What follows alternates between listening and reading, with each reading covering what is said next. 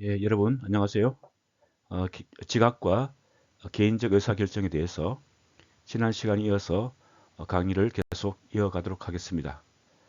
강의의 전체 흐름을 위해서 앞부분은 조금 중복될 수도 있겠습니다.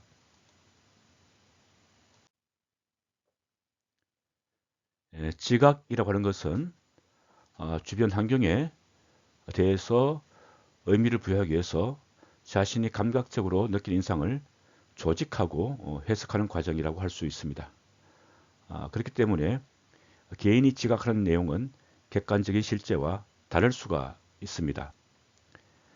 그런데 사람들의 행동은 현실 그 자체가 아니라 현실이 무엇인지에 대한 그들의 지각을 기반으로 이루어지게 됩니다.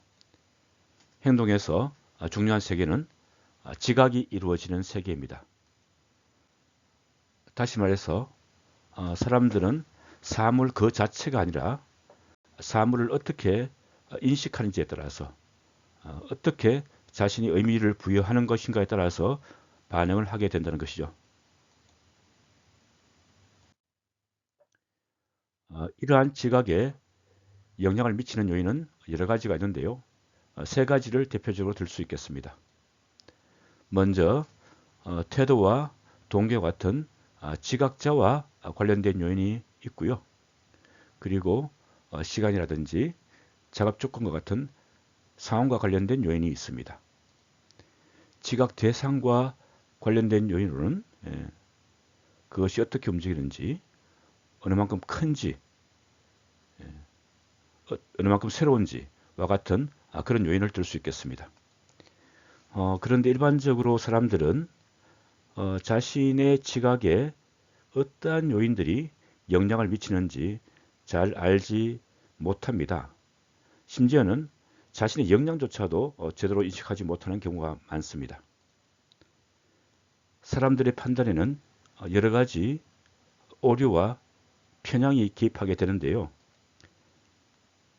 사소한 오류와 편향이라면 일상생활을 하는데 아무런 문제가 없겠지만 그것이 중요한 결정이라고 한다면 대단히 참혹한 결과를 낼 수도 있습니다. 수술을 집도하는 의사라든지 비행기를 운영하는 파일럿이 잘못된 의사결정을 하게 되면 끔찍한 결과를 낳게 되죠. 조직을 운영하는 경영자에게도 마찬가지입니다. 자신이 잘못된 판단이 조직 전체를 위태롭게 만들 수도 있기 때문이죠. 그래서 객관적인 기준을 통해서 이러한 인식의 왜곡을 줄이는 것은 대단히 중요한 과제입니다.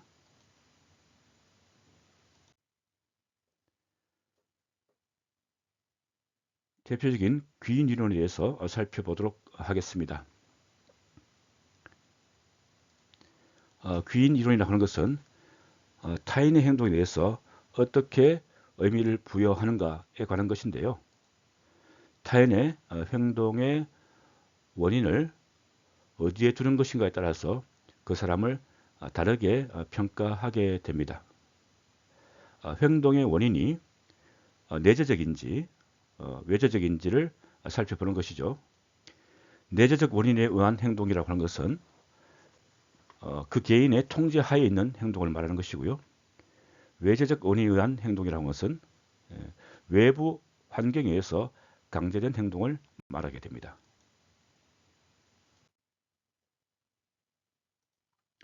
타인의 행동을 판단할 때 그 사람의 행동의 원인이 그 사람이 가지고 있는 개인적 특성에 기반한 것인지 아니면 외부 환경의 제약 때문에 어쩔 수 없이 그렇게 나타나게 된 것인지 판단하는 것이 귀인 이론입니다. 타인의 행동을 판단하는 세 가지 결정 요인이 있습니다. 하나가 차별성, 두 번째가 합의성, 세 번째가 일관성입니다.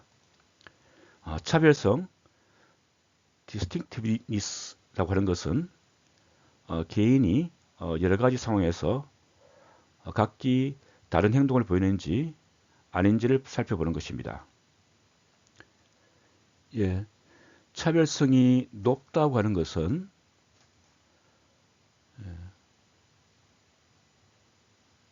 각기 다른 상황에 따라서 다른 행동을 보인다는 것을 의미하는 것이고요. 차별성이 낮다라고 하는 것은 상황이 바뀐다 하더라도 동일한 행동을 보인다는 것을 의미합니다. 상황이 바뀌었음에도 불구하고 그 사람이 동일한 행동을 보인다고 한다면 그 사람의 행동은 외부 환경의 변화에 따라서 달라지는 것이 아니기 때문에 내재적 원인에 기반한 행동이라고 할 수 있겠습니다. 그런데 상황이 바뀌면 그 사람의 행동이 달라진다고 하는 것은 그 원인이 바깥에 있다고 볼 수 있겠죠. 합의성 또는 일치성이라고 하는 것은 똑같은 상황에서 모든 사람들이 동일한 방식으로 반응하는지 아닌지를 판별하는 것입니다. 컨센서스가 높다면 외재적 원인으로 돌릴 수 있다는 것이죠. 그런데 같은 상황에서 사람들마다 다 다르게 행동한다면 그 다르게 행동하는 이유가 내재적 원인에 기인한 것이라고 보게 되는 것입니다. 일관성이라고 하는 것은 오랜 시간 동안 같은 반응을 보이는지 아닌지를 보는 것인데요. 시간이 흘러도 일관성이 높다고 한다면 그 원인은 그 사람의 내재적 요인이라고 볼 수 있겠고요. 시간이 흐름에 따라서 다른 행동들을 보인다고 한다면 외재적 요인에 근거한 것이라고 볼 수 있겠습니다.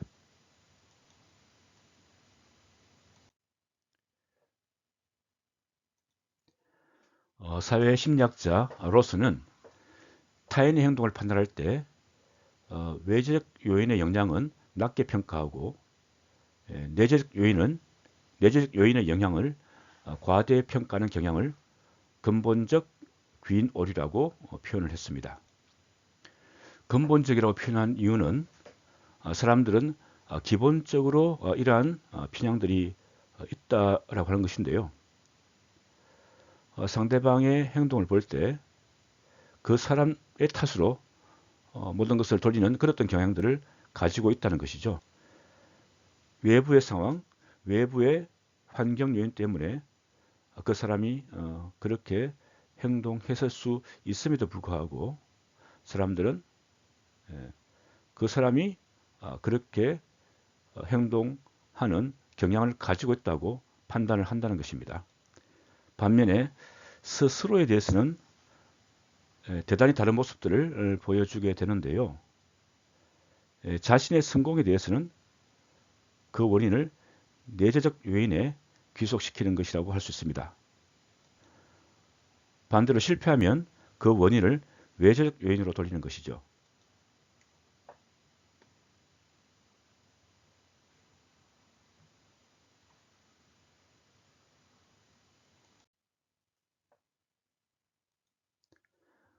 타인을 평가할 때 나타나는 대표적인 휴리스틱입니다. 휴리스틱이라고 하는 것은 사물이나 사건을 해석할 때 나타나는 인식의 지름길, 쇼크트를 의미합니다. 휴리스틱은 빠르게 인식하는 장점이 있는 반면에 여러 가지 오류와 편향을 낳게 되는 배경이기도 합니다. 먼저 선택적 지각인데요.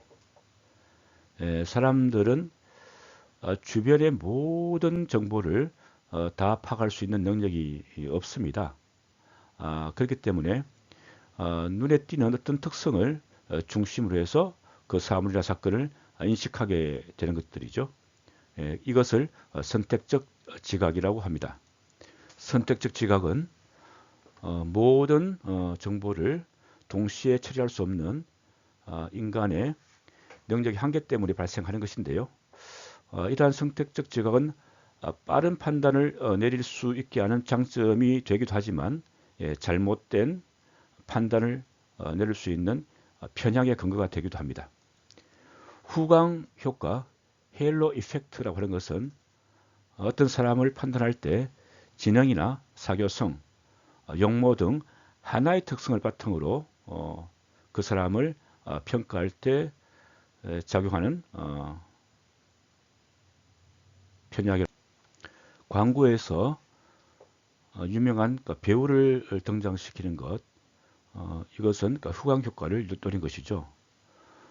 그리고 정치인들이 자신을 홍보할 때 유명한 정치인을 뒷배경으로 세우는 것들도 이러한 후광 효과를 노리기 위한 것입니다. 내가 좋아하는 배우가 입고 있는 옷, 차고 있는 시계, 이런 것들은 그 가치가 훨씬 더 높게 보이게 되는 것이죠. 뿔 효과는 후광 효과와 반대로 한 가지 특성을 바탕으로 해서 부정적인 인상을 형성할 때 나타나게 됩니다.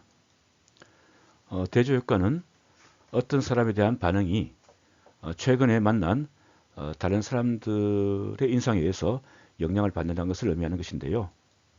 그 사람이 가지고 있는 능력은 동일함에도 불구하고 어떤 사람들과 비교되는 것인가에 따라서 그 능력이 돋보이기도 하고 낮게 보이기도 한다는 것입니다.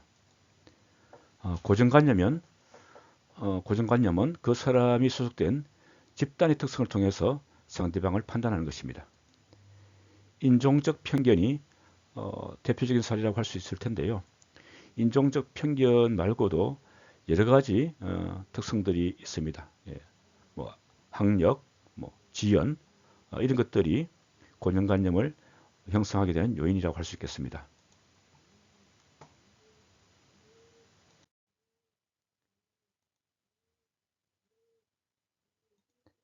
조직에서도 휴리스틱이 작동합니다. 채용 면접에서 많은 면접관들이 이러한 오류를 범하게 됩니다. 처음 받은 인상으로 그 사람을 평가하고 나면 면접 시간이 길게 지난다 하더라도 좀처럼 그 인상을 바꾸지 않는다는 것이죠. 직원의 성과 평가에서도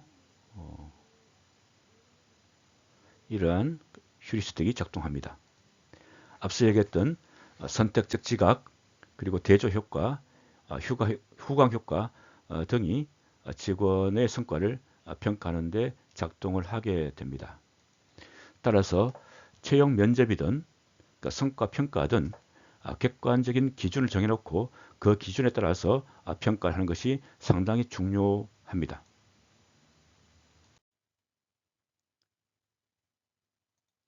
개인의 의사결정에 이러한 지각이 중요한 영향을 미치게 되는데요. 모든 결정에는 정보에 대한 해석과 평가가 필요합니다. 그런데 여기에서 어떠한 자료를 선택할 것인가가 바로 지각과 관련되어 있습니다. 그리고 대안 개발과 대안의 장단점 평가에도 지각 과정이 영향을 미치게 됩니다. 상황에 대한 지각도 의사결정에 영향을 미치게 되는데요. 이런 경우가 있습니다. 많은 사람들이 거절을 불편하게 생각해요. 그래서 한 번 거절한 이후에 또다시 요청이 오면 사람들은 승낙할 가능성이 높아집니다. 두 번, 세 번 거절하는 것을 대단히 힘들게 생각하죠. 역으로 이야기하자면 한 번 거절을 당했다고 포기하지 말고 두 번, 세 번, 네 번 계속 요구를 하면 성공할 가능성이 높아진다는 것입니다. 이런 실험이 있었습니다. 미국에서의 실험인데요. 도서관에서 낯선 사람에게 도서관 책에 피클이라고 하는 단어를 쓰라고 했는데요. 절반이 그렇게 했다고 합니다. 도서관 책은 공공이 이용하는 것이기 때문에 함부로 낙서를 해서는 안 되잖아요. 그렇게 함부로 낙서를 해서는 안 되는 책인데도 불구하고 남모르는 사람들한테 그 요구를 받았을 때 절반이 그렇게 한다는 것입니다.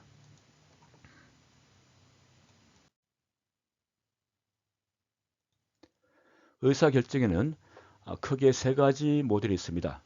합리적 의사결정 모델, 제한된 합리성 모델, 그리고 직관적 의사결정 모델입니다. 합리적 의사결정 모델에서는 이러한 가정을 하고 있습니다. 즉 의사결정자는 완벽한 정보를 가지고 있다. 그리고 오류 없이 관련된 대안을 열거할 수 있다. 그리고 그 중에서 가장 효용성이 높은 대안을 선택할 수 있다. 합리적 의사결정 모델은 문제 정의, 의사결정 기준 확인, 그리고 기준별 가중치 부여, 대안 개발, 그 대안에 대한 평가, 그리고 최적 대안 선택인데요. 이러한 과정을 통해서 의사결정자는 가장 효용성이 높은 대안을 선택할 수 있다는 것이 합리적 의사결정 모델입니다. 합리적 의사결정 모델은 인간의 이성에 대해서 무한한 신뢰를 보내는 것이라고 할 수 있겠는데요. 인간은 이성적으로 모든 것을 판단할 수 있다고 보는 것이죠. 근대 이후에 있던 세계든 경제든 정치든 행정이든 의료든 이러한 합리적 모델이 지배해온 세계라고 할 수 있겠습니다.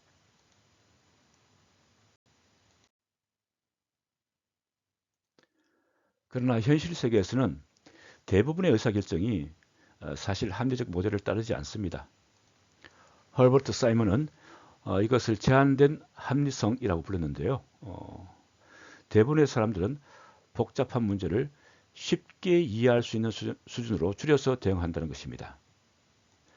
즉 사람들은 완벽한 답을 찾는 것이 아니라 만족할 만하거나 충분하다고 생각되는 답을 찾는다는 것입니다. 적당히 만족하면 그것을 선택한다는 것이죠. 이것은 완벽한 대안을 찾는 데는 그만큼 기회비용이 더 크게 들기 때문에 그렇습니다. 그리고 짧은 순간의 판단을 해야 하는데 그만큼 많은 시간과 비용을 투자할 수가 없어서 그렇죠. 사람들은 본질적인 특징만 추출하는 단순한 의사결정 모델을 만들게 됩니다. 제한된 합리성 모델은 합리적 의사결정 모델과는 조금 차이가 있습니다. 보다 눈에 잘 띄고 친숙하고 유효성이 증명된 제한된 선택의 목록을 포착한다는 것이죠. 이 속에서 의사결정자는 대안을 재검토하면서 충분히 좋은 안을 찾게 됩니다. 즉 수용 가능한 범위의 성과를 찾게 됩니다.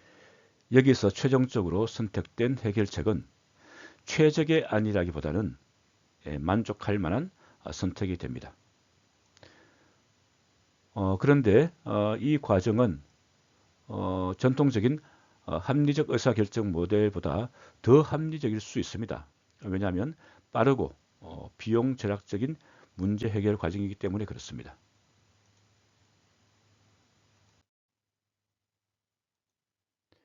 또 하나의 의사결정 모델은 직관적 의사결정 모델인데요. 직관은 의식적인 과정이 아니라 무의식적인 과정입니다. 여러 가지 정보를 빠르게 조합하는 것인데요. 여기에는 그 사람의 감정과 태도도 영향을 미치게 됩니다. 직관은 비논리적인 것이 아니라 무의식적 논리성이라고도 표현하는데요. 직관은 무분별하거나 맥락 없이 일어나는 것이 아니라 그 사람의 과거의 경험에 기반한 것이기 때문입니다. 과거의 경험과 반복된 훈련을 통해서 빠르게 의사결정을 내릴 수가 있는 것이죠. 하지만 직관은 빠른 결정이라고 하는 장점이 있음에도 불구하고 그만큼 더 오류가 발생할 가능성이 높게 됩니다. 그래서 직관이 나쁘다는 것이 아니라 직관과 객관적인 분석을 함께 조화시키는 것이 경영자에게는 대단히 중요하다고 할 수 있겠습니다.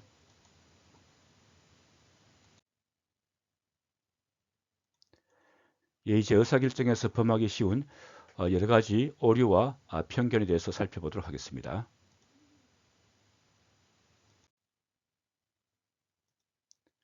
먼저 overconfidence bias입니다. 자만적 편견이라고 번역되어 있는데요. 지나치게 자신을 신뢰하는 편견이라고 할 수 있겠습니다.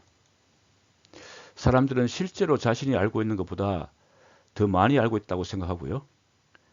자기 자신과 자신의 행동에 대해서는 비현실적으로 긍정적입니다.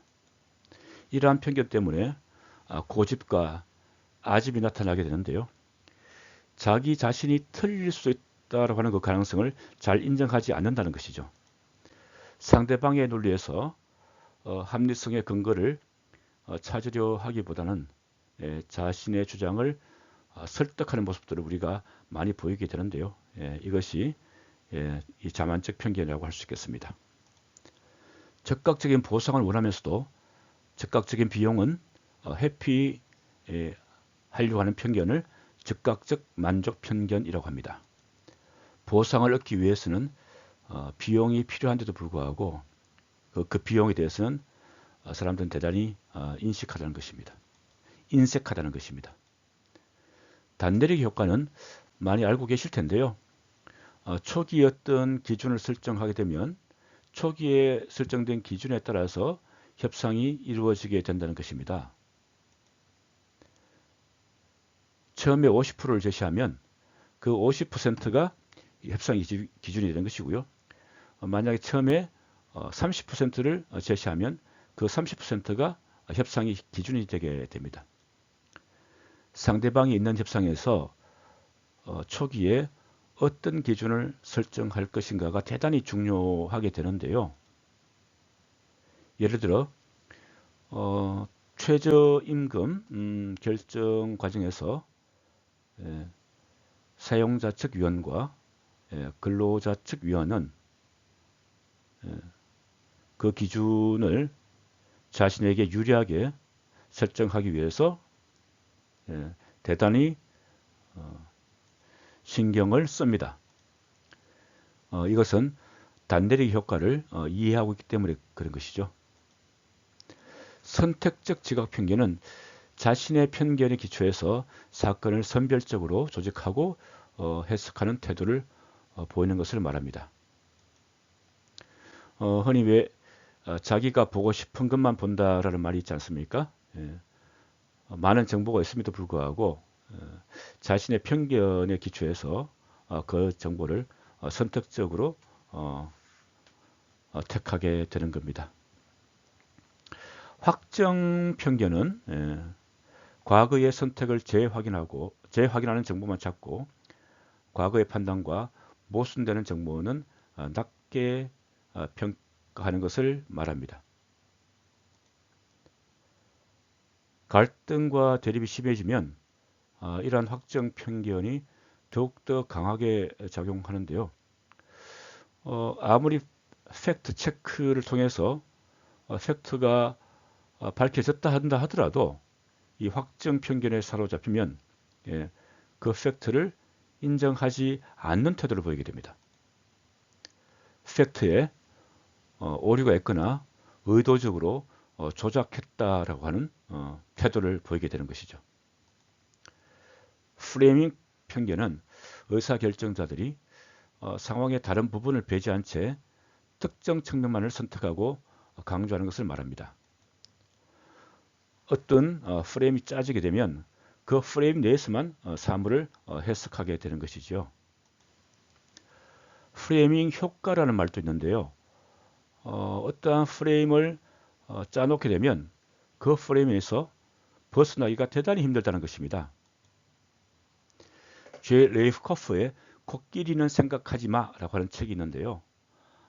그 이야기 핵심이 뭐냐면 코끼리를 생각하지 마라고 하면 이미 코끼리라고 하는 그 프레임이 있기 때문에 아무리 생각하지 말라고 한다 하더라도 코끼리를 생각하지 않을 수 없다는 것입니다.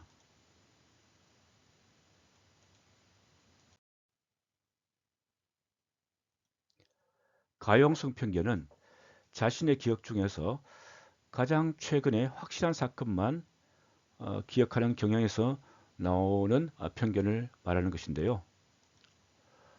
availability, 가용성이라고 하는 것은 이용 가능하다는 것을 의미하는 것인데요. 예를 들자면 이런 겁니다. 며칠 전 비행기 사고가 났다고 해보자고요. 비행기 사고는 사실 대형 참사입니다. 사람들의 머릿속에 아주 뚜렷하게 각인되게 되는데요. 그런 대형 비행기 사고가 난 이후에 사람들에게 가장 안전한 교통수단이 무엇일까요? 라고 하고, 예를 들어서 자동차, 배, 비행기, 도보, 이런 예를 제시했다고 해보자고요. 그랬을 경우에 대부분의 사람들은 비행기를 가장 안전하지 않은 위험한 운송수단으로 판단을 하게 됩니다. 그런데 통계적으로 보면 비행기가 가장 안전한 운송수단이거든요. 그런데 사람들의 머릿속에 길을 가다가 사고 나는 모습이라든지 또는 자동차 사고는 자신의 머릿속에 비행기 사고보다 각인된 기억의 정도가 약하죠. 그래서 비행기를 가장 위험한 교통수단으로 선택하는 경우가 있는데 이것이 가용성 편견입니다. 또 한 가지 예를 든다면 할리우드 연예인들의 마약 복용률이 일반 사람들보다 높을까요? 라고 한 질문을 하게 되면 사람들은 할리우드 배우들이 마약 복용률이 높다고 판단을 하게 됩니다. 왜냐하면 유명 연예인들의 마약 복용 사건은 언론에 크게 보도가 되게 되고 그것이 자신의 기억 속에 뚜렷하게 각인이 되는 것이죠. 그래서 통계보다 그 연예인들이 마약 복용률이 높다고 사람들은 판단하게 됩니다.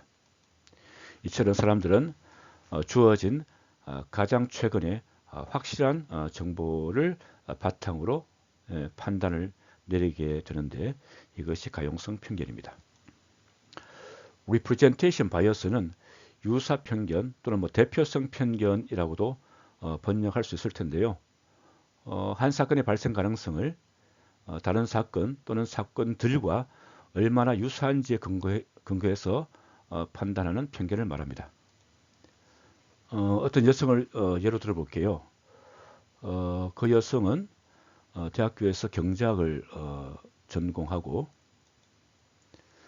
주관이 강하고 자신의 의사를 명확하게 표현할 수 있고요. 그리고 혐오와 차별에 대한 이슈에 대해서 상당히 민감합니다. 여러분들이 이 여성을 염두에 두고요. 이 여성이 현재 어떠한 모습일 것인가에 대해서 여러분들이 판단을 내려보는 것인데요. 세 가지 예를 드려볼 수 있습니다. 첫 번째가 증권회사 직원, 두 번째가 페미니스트 활동가, 세 번째가 증권회사에 다니면서 페미니스트 활동을 하는 사람, 이렇게 세 가지의 보기를 드린다고 해보죠. 그러면 많은 사람들이 세 번째의 모습, 즉 페미니스트이면서 증권회사에서 일을 하는 사람으로 선택할 가능성이 상당히 높습니다. 왜냐하면 여러분들이 가지고 있는 정보에 딱 들어맞는 모습이지 않습니까? 근데 사실 확률적으로 본다면 3번은 1번과 2번의 교집합이기 때문에 확률이 가장 낮습니다. 그 여성이 증권회사 직원일 가능성보다 증권회사 직원이면서 페미니스트 활동가일 가능성은 훨씬 더 낮겠죠. 그럼에도 불구하고 바로 이러한 representation, 예. 그 사람이 보여주는 모습이 그것에 딱 맞다고 판단하기 때문에 그런 확률과 통계를 무시하고 사람들은 3번을 선택을 한다는 것들이죠. 바로 이것이 리프레젠테이션 바이어스입니다. 무작위 편견은 우연한 사건들 속에서 의미를 만들어내려고 노력하는 과정 속에서 생기는 편견을 말합니다. 사람들은 아무런 관련이 없는 사건들이지만 그 사건들 속에서 의미를 만들어냅니다. 인간이 가지고 있는 대단한 능력이죠. 이러한 대단한 능력 때문에 인간이 발전을 해왔죠. 어떤 사건들 속에서 패턴을 인식할 수 있는 능력은 대단히 중요한 능력입니다.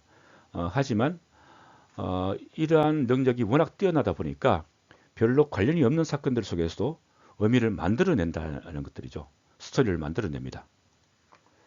그런데 그 스토리가 허구적인 스토리일 수 있는 가능성들이 있고요. 그 속에서 편견이 발생하게 되는 것입니다. 매몰 비용 편견은 미래보다는 과거에 거기에 들였던 시간, 노력, 그러니까 비용에 집착할 때 발생하게 됩니다. 그동안 들였던 노력이 너무나 아까운 것이죠. 그래서 사람들은 그것이 너무나 아까워서 포기를 하지 못합니다. 버릴 것은 버려야 되는데 그것에 집착해서 버리지 못함으로 인해서 신락 같은 희망만 가지고 계속 그 일을 고집하게 되는 경우를 우리는 종종 발견하게 됩니다. 자기중심적 편견은 아까 이야기했던 것인데요. 자신의 성공에 대해서는 빠르게 점수를 주면서도 실패하면 그 요인을 외부로 돌린다는 것들이죠.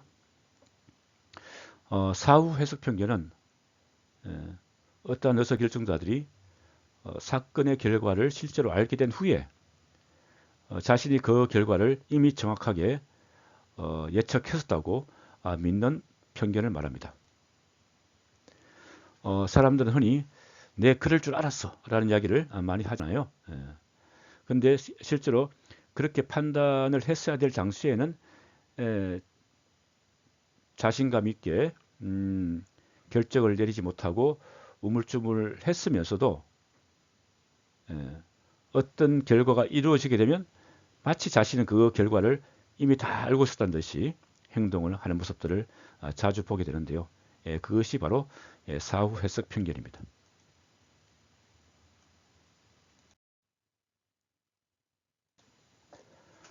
그러면 이러한 편견과 오류를 어떻게 감소시킬 것인가? 목표에 집중한다. 신념과 일치하지 않는 정보를 찾는다. 우연적인 사건에서 의미를 찾으려고 하지 않는다. 선택의 영역을 확대한다.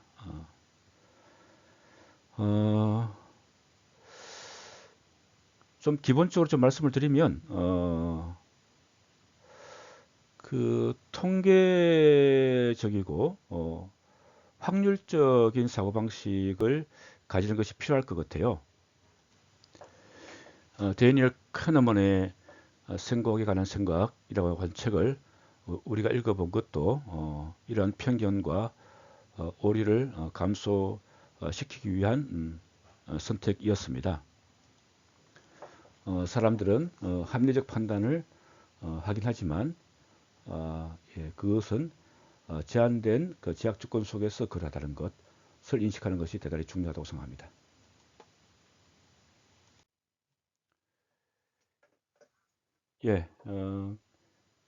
카네먼은 그러니까 두 가지 사고 시스템을 이야기했죠. 시스템 1은 거의 또는 전혀 힘들이지 않고 자발적인 통제에 대한 감각 없이 자동적으로 빠르게 작동하는 시스템입니다. 반면에 시스템 2는 복잡한 계산을 포함해서 관심이 요구되는 노력이 필요한 정신활동에 관심을 할당하는 것이죠. 리처드 탈러든 그러니까 시스템 1을 자동 시스템이라고 표현했고요. 시스템 2를 숙고 시스템이라고 표현했습니다. 그러니까 이 시스템 1과 시스템 2는 범주적으로 서로 별개의 것입니다. 시스템 1이 확정돼서 시스템 2가 영역으로 넘어가는 것이 아니고요. 시스템 1과 시스템 2는 완전히 별개였던 시스템이라는 거 하는 것들이죠. 그런데도 불구하고 이 두 가지 시스템은 상호 작용을 하게 됩니다. 시스템 1은 뭐 인상, 뭐 직관, 느낌 이런 것들을 가지게 되는 영역인데요. 어떤 인상을 받고 직관을 느끼게 되면 이것이 시스템 2의 성의를 받게 되면 그것이 믿음으로 바뀌게 된다는 것들이죠. 문제는 그 시스템 2가 이것을 잘 걸러줘야 되는데 시스템 2는 게으르다는 것들입니다. 대부분의 경우에 시스템 1에 있던 제한을 그대로 수용한다는 것들이죠. 여기서 여러 가지 오류와 편향들이 나타나게 됩니다.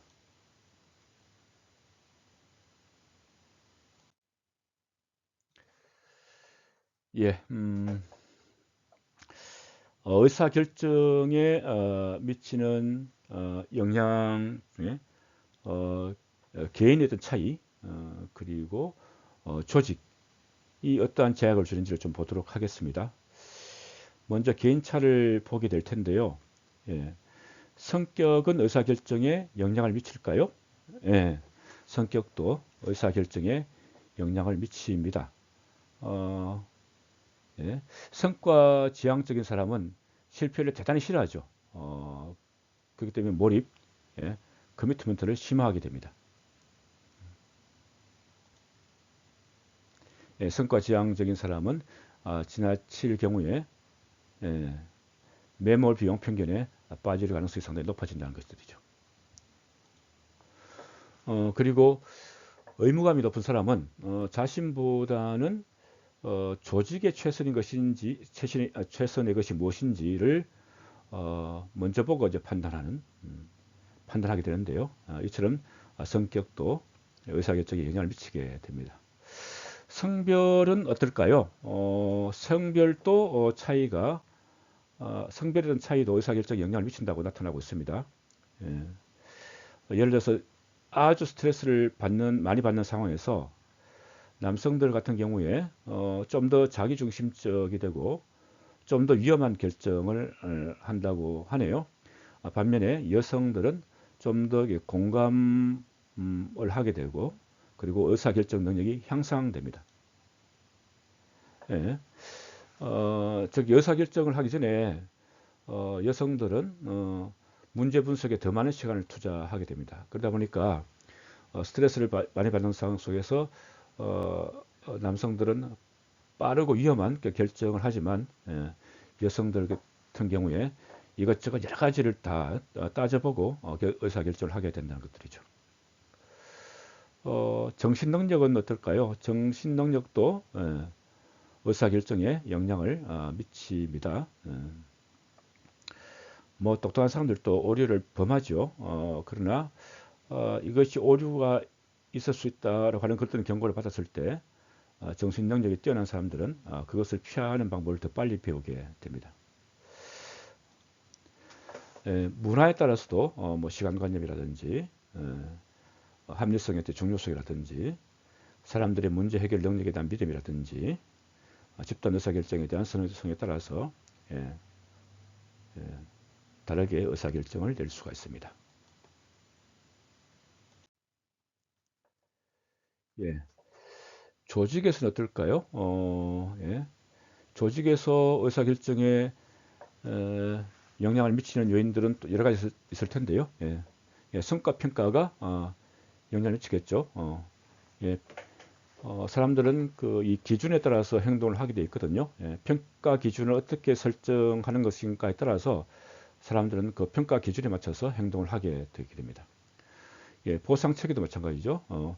보상 체계를 해놓으면 이 조직에서 이러이러한 행동에 대해서 더 나은 보상을 하는구나라고 하는 것들을 사람들이 인식을 하게 되면 거기에 우선적인 가치를 두고 행동을 하게 되는 것들이죠. 규정도 마찬가지입니다. 규정을 만들게 되면 조직원들은 그 규정에 따라서 행동을 표준화하고 의사결정을 하게 되게 됩니다. 시간도 의사결정에 영향을 미치겠죠. 그래서 예, 마감 시간 같은 경우가 그렇겠습니다. 그리고 과거에 있던 선례도 의사결정에 영향을 미치게 됩니다. 과거에 어떠한 결정을 내렸는데 그것이 조직에 유효한 성과를 가져왔다고 한다면 그 이후에도 그 선례에 따라서 의사결정을 하게 됩니다. 즉, 그 의사결정은 이러한 여러 가지 어떤 그 조직적 상황에서도 제약을 받는다라고 할 수 있겠습니다.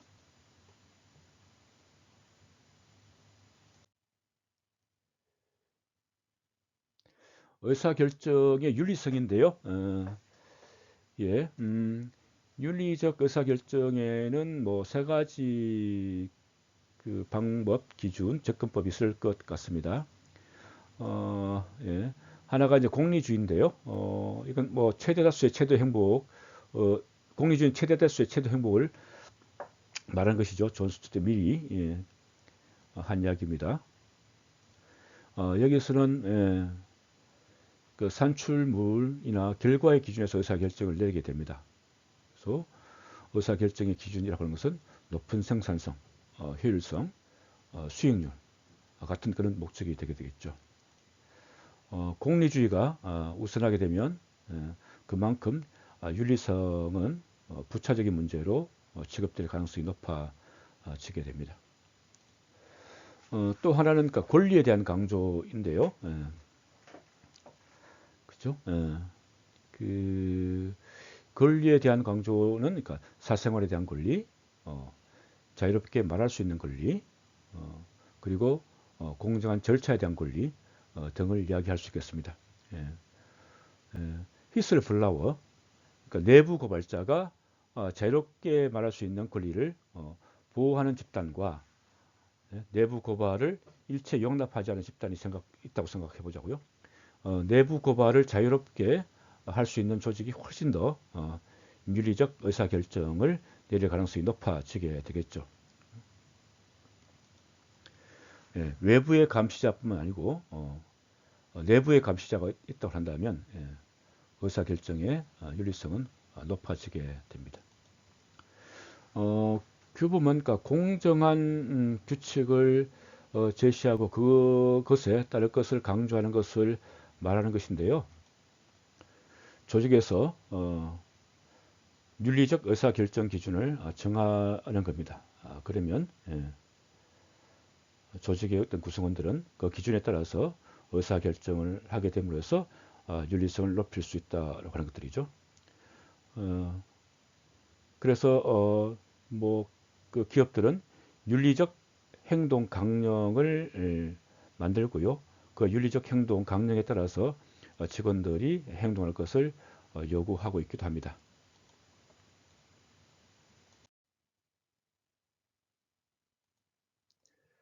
행동윤리는 윤리적 딜레마에 부딪혔을 때 인간들이 어떠한 행동을 하는지 분석하는 연구 분야인데요. 사람들은 조직의 윤리 기준은 물론이고 자신이 세운 기준도 어길 때가 많이 있습니다. 그렇기 때문에 윤리적 그 의사결정을 하기 위한 여러 가지 어떤 장치들이 필요하게 되는데요. 그에 따라서 뭐 직장 내 윤리적 환경 만들기라든지 윤리적 문제에 대한 대화를 장려한다든지 하는 그런 문화를 만들 필요가 있습니다.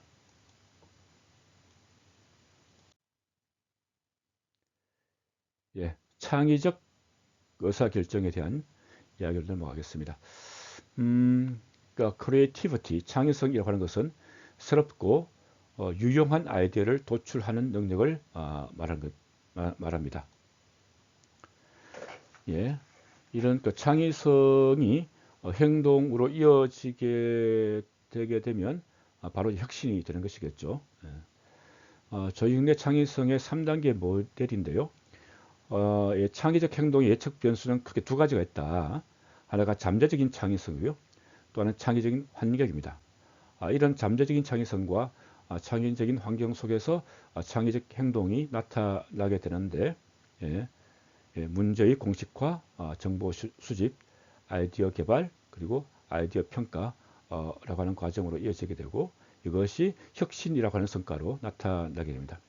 혁신이라고 하는 성과는 얼마만큼 참신하냐, 얼마만큼 유용하냐라는 모습으로 나타나게 됩니다.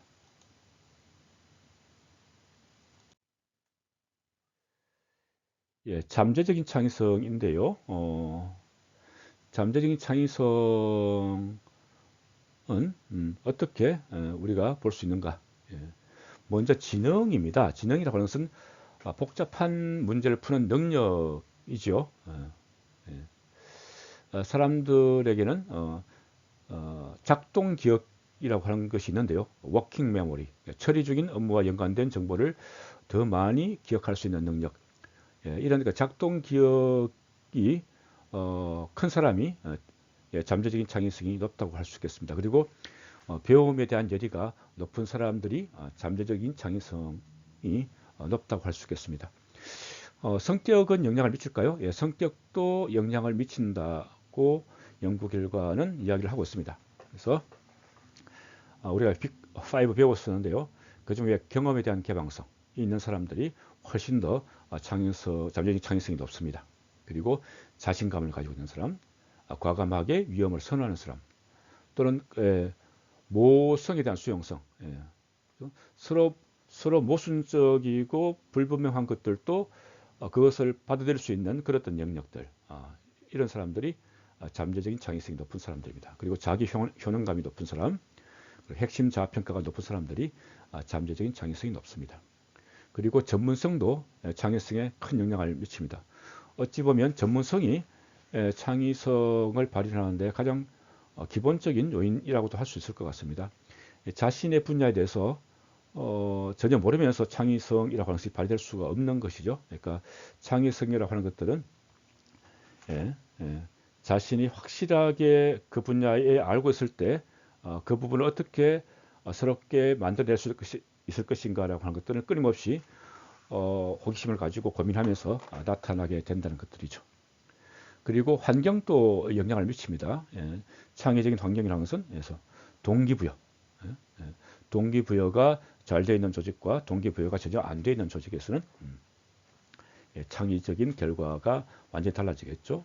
그리고 그 사람을 인정하는지, 그리고 인정했으면 그에 따른 보상이 있는지, 인정과 보상, 그리고 업무의 특성, 이거요. 업무가 상당히 열려 있는 개방된 업무 특성을 가지고 있는 쪽에서는 아무래도 창의성이 발전될 가능성이 높아지게 되겠죠. 그리고 약한 네트워크는 좀 이해하기 좀 어려울 수도 있을 것 같은데, 강한 네트워크와 약한 네트워크를 구분하게 되는데요.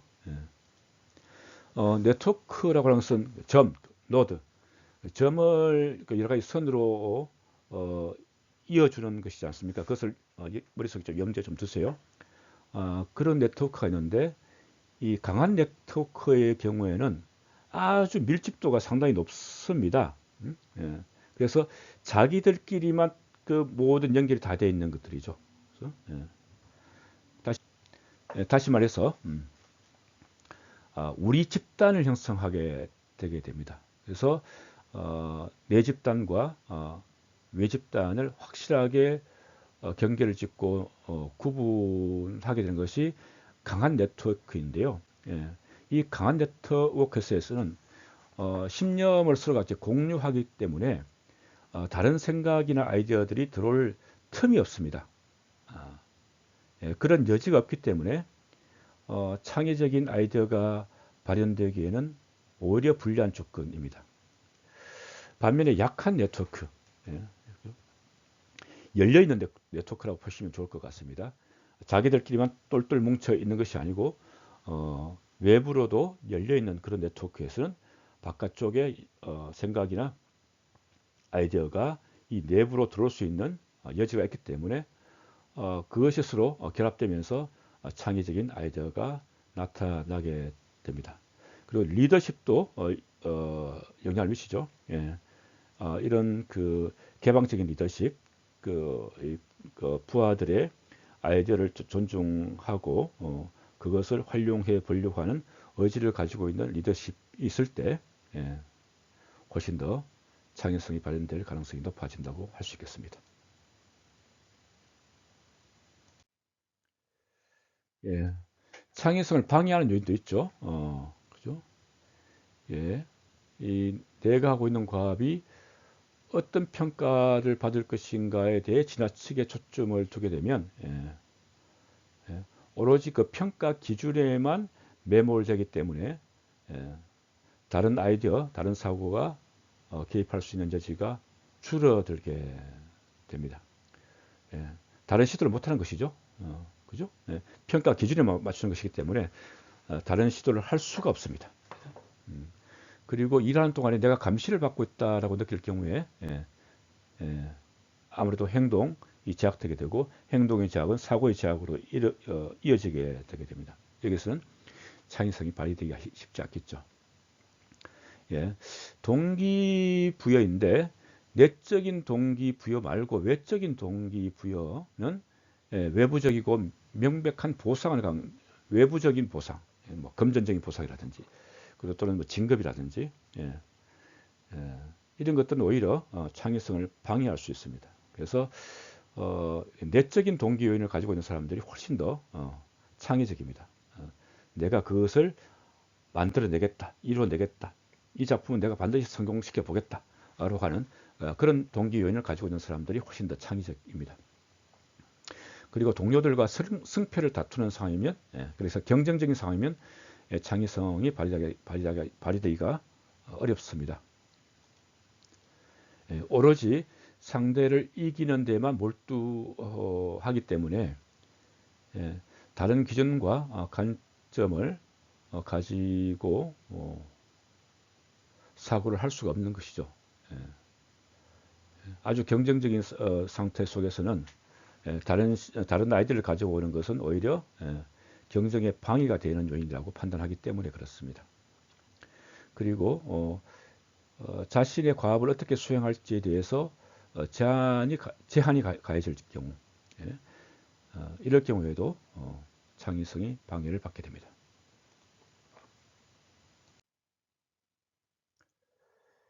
예, 창의성과 혁신에 대해서 제가 예, 여러분들 잘 아시는 사람들 이야기를 좀 가져왔는데요. 창의성이라고 하는 것은 연결할 점들을 충분하게 가지는 것이다. 누가 얘기했냐? 스티브 잡스가 얘기했습니다. 그 창의성이라고 하는 것이 그 하늘 아래 새로운 것을 만들어내는 것이라기보다는 기존에 있는 것들을 어떻게 연결할 것인가, 기존의 것들을 어떠한 관점으로 재해석할 것인가, 기존의 것들을 새로운 방식으로 연결시켜서 새로운 가치를 만들어내는 것, 이것이 창의성이라고 봤던 것들이죠. 혁신은 상호 의존성에 초점을 맞추는 것으로부터 나온다. 그것은 이 점들을 연결시키는 것에 관한 것이다. 그렇게 이야기를 했습니다. 레빗은 이렇게 이야기했습니다. 창의성은 새로운 것을 생각하는 것이고 생각해내는 것이고 혁신은 새로운 것을 하는 것이다. 이 말은 창의성이 바로 혁신으로 이어진다는 것은 아니고요. 창의성은 새로운 것들을 생각해내는 것, 사고 영역, 아이디어 영역이라고 한다면 혁신이라고 하는 것들은 그것을 실제로 만들어내는 것, 실행을 해내는 것을 의미하는 것이라고 레빗이 이야기를 했죠. 예. 그래서 뭐 창의적인 아이디어를 가지고 있는 것만으로 세상을 혁신하지 못하는 것이고요. 바로 실행정신, 그죠? 예. 실행진흥, 예. 예. 실행진흥이 함께 결합되어야만 그것이 혁신으로 이어지게 됩니다. 예, 이번 시간에는 그러니까 지각에 대해서 좀 배웠고요. 지각은 객관적인 실제를 그대로 반영하는 것이 아니고 주관성이 개입된다는 것, 그럼으로 인해서 여러 가지 인식에 쓰여있던 오류와 편향이 나타난다는 것, 이러한 인식의 오류와 편향이 나타난다는 것들을 기본적으로 이해하고 의사결정에 자신의 의사결정이 인식의 편향과 오류에 기반한 것은 아닌지 제대로 살펴보는 것들이 필요하다라고 하는 것들에 대해서 배웠습니다. 예, 수고하셨습니다.